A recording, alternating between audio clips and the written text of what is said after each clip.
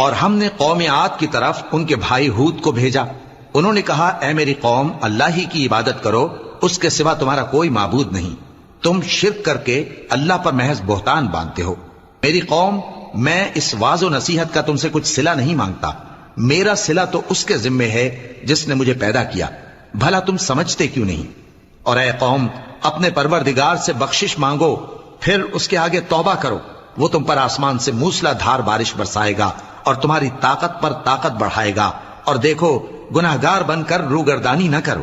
وہ بولے ہود، تم ہمارے پاس کوئی دلیل ظاہر نہیں لائے، اور ہم صرف تمہارے کہنے سے نہ اپنے معبودوں کو چھوڑنے والے ہیں اور نہ تم پر ایمان لانے والے ہیں. ہم تو یہ سمجھتے ہیں کہ ہمارے کسی معبود نے تمہیں تکلیف پہنچا کر دیوانہ کر دیا ہے.